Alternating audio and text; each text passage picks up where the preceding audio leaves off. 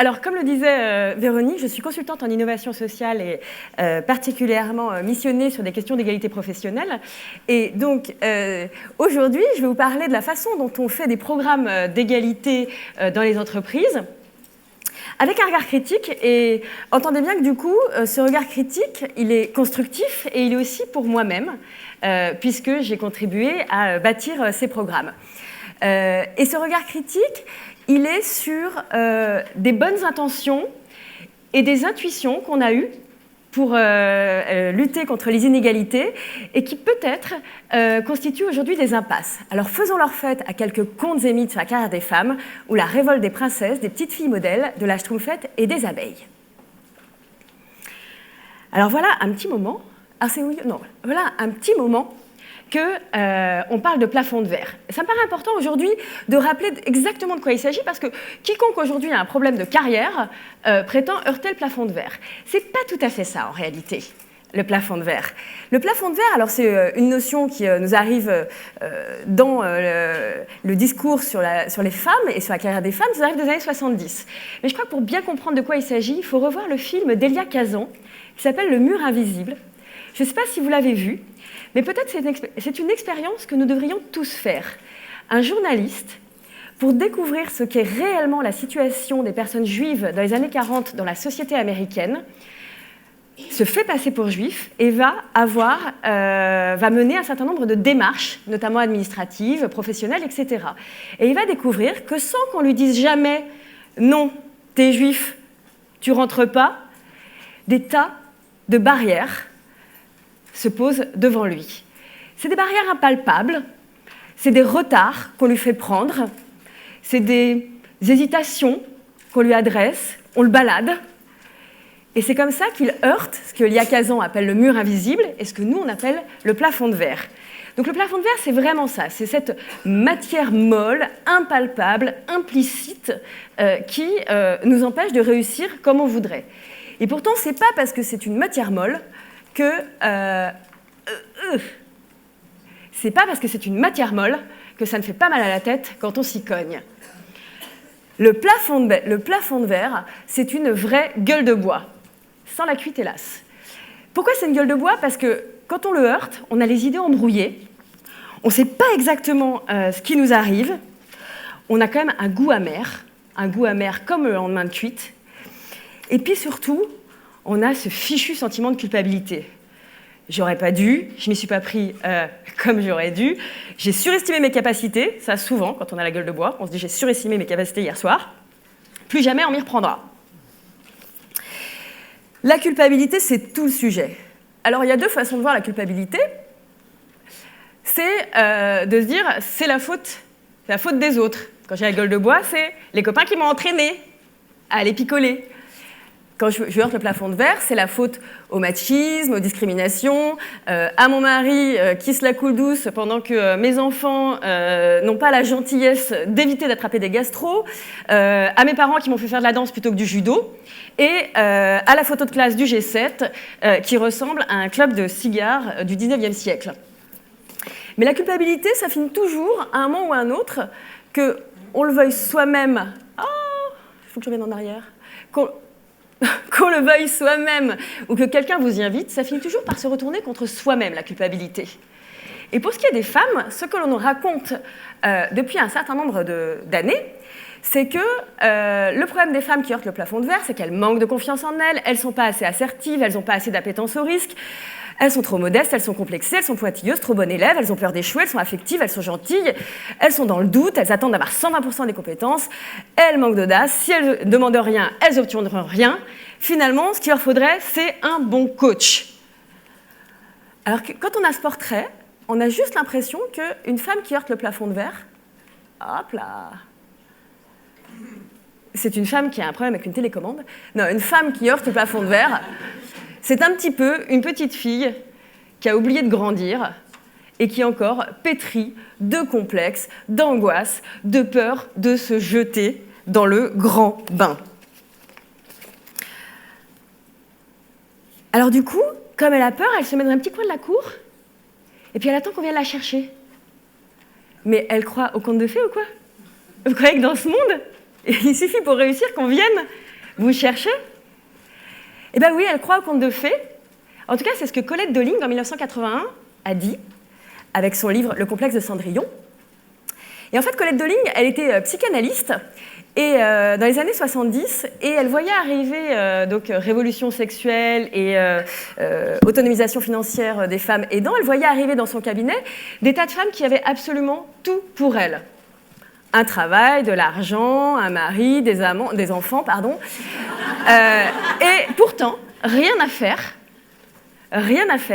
Elles n'arrivaient pas à transformer l'essai, elles n'arrivaient pas à se lancer, elles n'arrivaient pas à aboutir leur projet. Leur audace n'était pas libérée. Et là, elle s'est dit, ça a à voir avec le fait qu'elles attendent qu'on vienne les chercher, comme Cendrillon, comme toutes les princesses du monde, attendent le prince charmant. Alors en réalité, dans le travail, c'est plutôt une bonne fée, hein, une marraine mentor ou un pygmalion qui va révéler votre carrière. Conclusion, il fallait qu'elles se bottent un peu le derrière et oser demander plutôt d'attendre qu'on leur donne. Hop.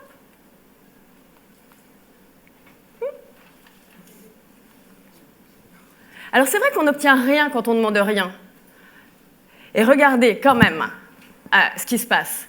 Un jeune diplômé sur 2 versus une jeune diplômée sur 8 à compétences, expérience, diplôme équivalent, négocie son salaire à l'embauche. Du coup, avant même de parler d'écart salarial, parlons d'écart de prétention salariale à la première embauche. On est à 15% d'écart. Alors, dans notre monde, c'est pareil. Hein, un DRH à qui vous dites « moi, je vaux 15% de moins », a priori, sauf s'il est super magnanime et il se peut qu'il ait des problèmes avec sa direction générale au bout d'un moment, il ne vous dit pas « ah non, écoutez, moi, je vous aurais plutôt donné 20-25% de plus ». Ça se retrouve ensuite après, c'est-à-dire que même au long de la carrière, on voit que 21% des hommes et 39% des femmes acceptent une offre d'employeur sans en discuter les termes. À ce compte-là, on se dit effectivement, il y a quand même intérêt à aller demander, puisque c'est peut-être là que se situe le fait qu'on obtient moins. Mais qu'est-ce qui se passe si on demande ? Eh bien, on voit que déjà, aujourd'hui, étude Région Job de l'année dernière, de 2016, autant, voire même presque un petit peu plus, de femmes cadres demandent une augmentation. Elles sont 6 points de moins que les hommes à l'obtenir. Allons plus loin, avec l'étude de la Cass Business School de 2016, les femmes demandent aussi souvent des augmentations que les hommes, mais elles ont 25% de chances en moins de les obtenir. Alors il n'est peut-être pas impossible que les femmes demandent moins, mais manifestement, même quand elles demandent, il y a un problème. Alors peut-être que le problème, c'est qu'elles ne demandent pas comme il faut. Télécommande, je te demande comme il faut. Comme il faut, voilà. Est-ce que, par exemple, elle ne serait pas sujette à ce fameux complexe d'imposture ? Vous savez, le complexe d'imposture, c'est quand on s'excuse de demander pardon et que quand on va demander quelque chose, au lieu de dire « je suis la meilleure des personnes », on dit « écoutez, je ne suis peut-être pas encore tout à fait la meilleure des personnes, je sais que j'ai beaucoup de défauts, je n'ai pas tout réussi dans ma vie, j'ai beaucoup à progresser, mais ce serait quand même bien du coup que vous me donniez un poste à responsabilité et une augmentation ». C'est hyper convaincant hein, pour un DRH. Toutefois, il ne faudrait quand même pas non plus exagérer. Et notamment, j'aimerais qu'on arrête de dire que les femmes attendent d'avoir 120% des compétences quand les hommes se contentent de 50%. Je vous propose qu'on fasse une trêve scientifique, juste sur cette phrase-là. Les femmes attendent d'avoir 120% des compétences quand les hommes se contentent de 50%, parce qu'il n'y a pas d'étude qui n'ait jamais démontré ce chiffre. Alors, je vais vous raconter d'où ça vient. Ça vient de la première étude McKinsey Women Matter, où dans un article, une interview, un consultant a expliqué les chiffres qui sortaient du rapport Women Matter en disant « il est possible que les chiffres qu'on obtient, c'est-à-dire le plafond de verre, hein, grosso modo, tiennent au fait que les femmes attendent d'avoir 120% des compétences quand les hommes se contentent de 50%. » Alors sans doute que ce consultant, il avait entendu parler du complexe de la bonne élève. Vous savez, c'est cet aller simple pour le rôle de numéro 2. Alors le complexe de la bonne élève, c'est ce truc qui fait qu'on vise le 20 sur 20 et que du coup, quand on a 4 heures pour faire une dissertation à l'école, au bout de 3h50, on est en train de relire pour la 7e fois sa copie. On refait tout un paragraphe. Et puis, à 4h10, on a une copie parfaite, mais le temps est dépassé, on est disqualifié. C'est pas que ça le complexe de la bonne élève. Alors, il faut revenir à Jean Repuceau, qui parlait pas seulement des femmes, pas seulement des petites filles, il parlait globalement, dans les années 70, de ce qu'on considérait comme des bons élèves à l'école, et ce qu'on valorisait comme qualité. Et en l'occurrence, il s'était rendu compte qu'on valorisait à l'école les bons enfants. C'est-à-dire qu'on confondait les bons élèves et les bons enfants. Et que ce n'était pas des compétences et des attitudes qu'on valorisait, c'était un tempérament et une certaine docilité par rapport à l'autorité. Et alors ça, nous les filles, on nous a vraiment appris ça avec cette histoire de petite fille modèle. Alors je vous propose qu'on fasse le match entre Camille et Sophie. Camille, elle est sage, Sophie est turbulente, Camille, elle est obéissante, Sophie, elle est insoumise, Camille, elle est patiente, Sophie, elle est fougueuse, Camille, elle est honnête, respectueuse, raisonnable, magnanime, indulgente, modeste, disciplinée, l'autre, elle est insolente, excessive, opiniâtre, exigeante, fière, empirique. Vous ne serez pas étonnés que je préfère Sophie, et je pense que la plupart d'entre vous aussi, et sachez que la comtesse de Ségur aussi préférait Sophie, et disait que c'était elle, Sophie. Sauf que nous, ce qu'on nous a raconté, c'est, on nous a lu les petites filles modèles en disant, c'est comme ça qu'une petite fille... Dis donc, toi, t'es pas une petite fille modèle, hein. C'est comme ça que les petites filles doivent se tenir. Une petite fille modèle, c'est super. Les parents adorent, comme toutes les personnes, y compris dans l'entreprise, qui aiment qu'on leur foute la paix. Quand on est une petite fille modèle, on ne se fend pas la gueule. Sophie, c'est un vrai rôle modèle. Mais Sophie, elle en prend plein la gueule. Sophie, d'abord, elle n'arrête pas de se faire punir.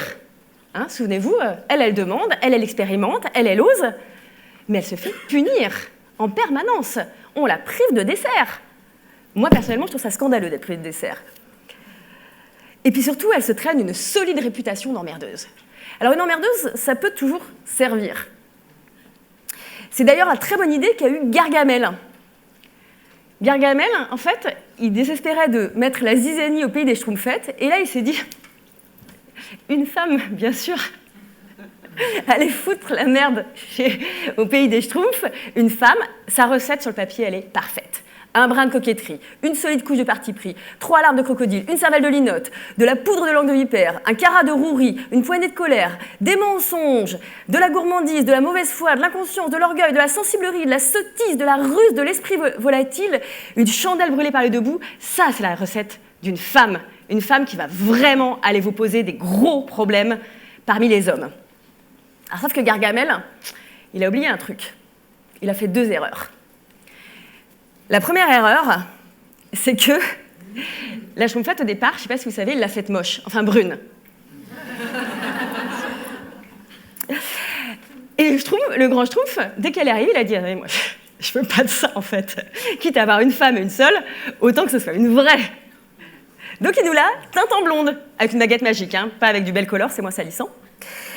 Et la deuxième erreur qu'il a faite, c'est qu'il en a envoyé qu'une seule. Et une seule, excusez-moi, je range mes fiches, une femme dans un monde d'hommes, bah, ça ne change pas grand-chose en fait. Ah si, on a une femme, on en est super content. Elle est vachement bien la nôtre. On ne vous la prête pas en revanche. Hein. Vous savez, c'est ce qui s'est passé d'ailleurs avec les conseils d'administration. Qui a des femmes ? Moi, non, celle-là c'est la mienne. Ah mince, il va falloir qu'on en trouve d'autres du coup. En fait, la dissidence d'un seul, la notion appartient à Serge Moscovici, on s'aperçoit qu'elle renforce la norme exactement comme l'exception confirme la règle. Et comment ça marche ça ? Ça marche parce que le différent, par sa rareté, par son exceptionnalité, il est juste exotique. Et jamais il interroge ce que ceux qui se croient non différents, ceux qui se croient mêmes, sont. Et du coup, ils vont être amenés à confondre le fait majoritaire, le fait d'être en majorité, avec le fait d'être légitime, d'être normaux, d'être dans l'ordre des choses, voire d'être dans le juste.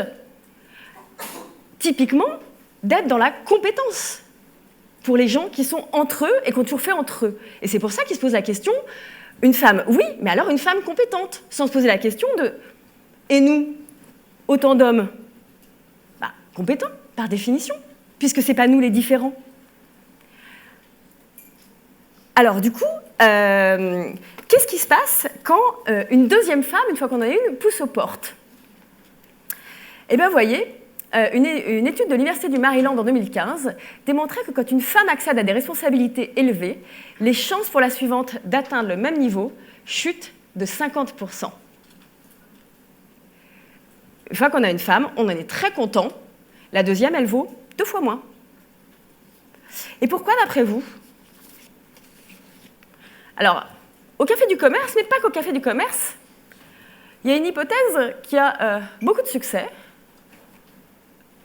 C'est que les femmes arrivées savonnent la planche des suivantes. Ça a beaucoup de succès. Hein, la vieille peau qui dit « ouais, j'en ai bavé, allez, à ton tour ». Je suis un patron, moi, avant d'être une femme. Je suis un homme comme les autres. Et je ne suis pas une femme quota, moi. Les quotas, je te laisse ça, c'est pour les filles dans ton genre. Moi, non.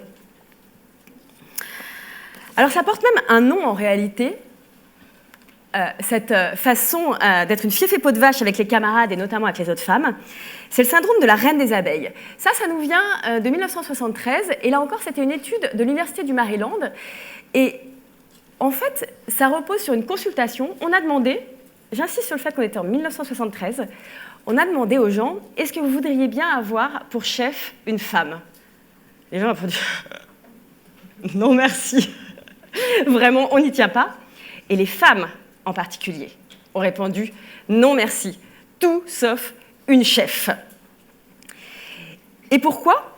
D'abord, parce qu'elles se sont dit, elles vont être pires que les mecs. Et pourquoi? Parce que pour réussir dans ce monde de brutes, il y a intérêt à avoir des ovaires en béton armé. Et donc, elles vont être encore pires, encore plus violentes. Alors du coup, on s'est dit, bon, ça irait, mais dans ces cas-là, il faudrait qu'elles aient un leadership féminin.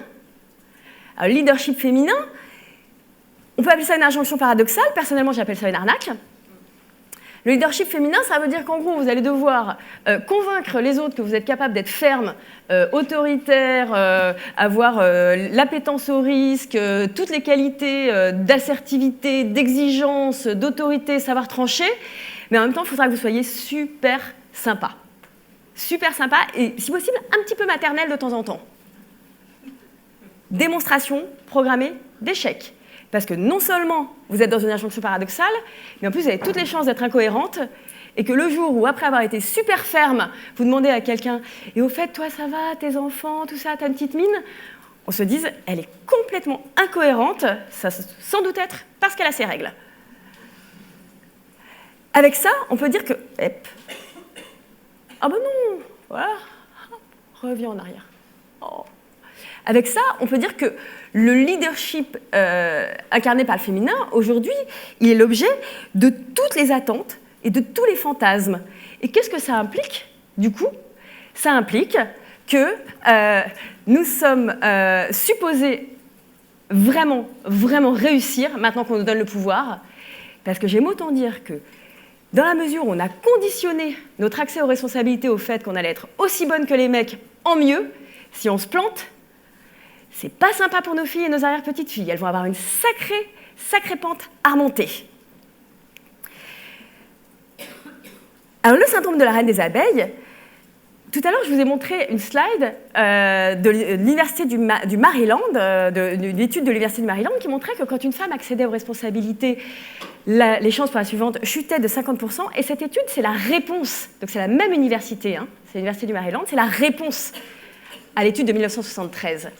Et cette réponse, elle va dans le sens du fait que nous avons aussi séparé le monde des femmes et le monde des hommes, en préférant que finalement il y ait des guerres de femmes entre elles, des compétitions de femmes entre elles, des compétitions de femmes entre hommes, plutôt qu'une lutte des places qui soit pour tout le monde challengeante. Alors une fois qu'on a dit ça, qu'on a démonté un petit peu tous ces mythes, comment est-ce qu'on fait pour faire exploser les plafonds de verre? Alors quand même, revenons à la question des discriminations. Ça doit être la priorité numéro un des politiques d'égalité. Je rappelle que l'INSEE établit à 9,9% la part des discriminations pures dans les écarts salariaux. La part des discriminations pures, c'est-à-dire une fois qu'on a débarrassé des questions de diplôme, de secteur, d'expérience, de temps de travail, de temps partiel, etc. 9,9% de discrimination. C'est le sujet numéro 1. Faire exploser le plafond de verre, c'est aussi en finir avec cette histoire de il y a des normés et il y a des différents.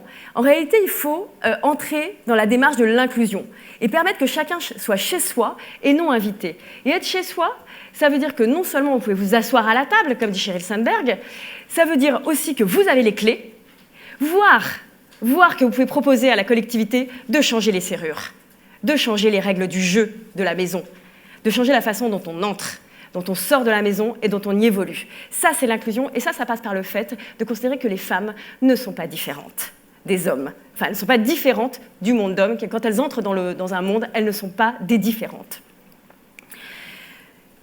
Il faut aussi revenir sur le sexisme. Aujourd'hui, on entend que nous sommes toutes et tous victimes de sexisme, en même temps que nous sommes toutes et tous véhicules de sexisme. C'est vrai, mais n'oublions pas que le sexisme adressé aux femmes, ce n'est pas tout à fait toujours le même que celui qui est adressé aux hommes. Et que, notamment, il y a des écarts de valorisation. Souvenez-vous d'une chose, il n'y a pas d'équivalent masculin à l'expression « garçon manqué ». Il n'y a pas d'équivalent masculin à l'expression « garçon manqué ». Ça veut dire qu'aller vers le masculin pour une fille, c'est ambigu avec de la valorisation et de la critique, mais il n'y a pas de valorisation pour un homme qui va vers le féminin. Et puis, je pense qu'il faut en finir avec la promesse d'une mixité tout bénef et sans frais. Parce que, est-ce qu'on peut vraiment imaginer faire de la place sans faire soi-même moins de place? Et je pense qu'il faut qu'on arrête de raconter aux hommes qu'on va tous s'en sortir. Oui, je suis désolée de le dire, c'est pas très agréable, mais il y a du sacrifice, il y a du partage à faire. Ça ne veut pas dire qu'on va écraser les hommes, ça veut dire qu'on va aussi redistribuer un peu la place. Et puis, vraiment, j'y tiens. On va finir juste là-dessus. On en finit une bonne fois pour toutes avec le mythe du déficit de confiance en soi des femmes. L'enquête financière qui vient de paraître révèle que 91% des femmes ont confiance en leur capacité professionnelle, en leur capacité pour réussir, et 94% des hommes. Vous allez me dire, c'est uniquement le secteur banque, finance, assurance. Reprenons l'étude IMS Entreprendre pour la Cité de 2012. 50,3% des hommes disent avoir confiance en leurs compétences, 49,9% des femmes disent avoir confiance en elles. Le problème de la confiance en soi des femmes n'existe pas. Ce qui existe, c'est la confiance tout court. Regardez cette jeune femme. Honnêtement, pour faire ce qu'elle fait, il faut avoir une certaine dose de confiance en soi. On est bien d'accord, elle va se jeter dans le vide. Mais vous êtes bien d'accord avec moi que toute confiance en soi qu'elle puisse avoir, c'est rien si elle n'a pas confiance en lui. Et que par ailleurs, eux deux, c'est rien s'ils n'ont pas confiance en ça, en la structure. Donc il n'y a pas de problème de confiance en soi des femmes, il y a un problème de confiance tout court, confiance des genres entre eux, confiance des personnes entre eux et confiance dans les organisations dans lesquelles ces personnes évoluent. Je vous remercie.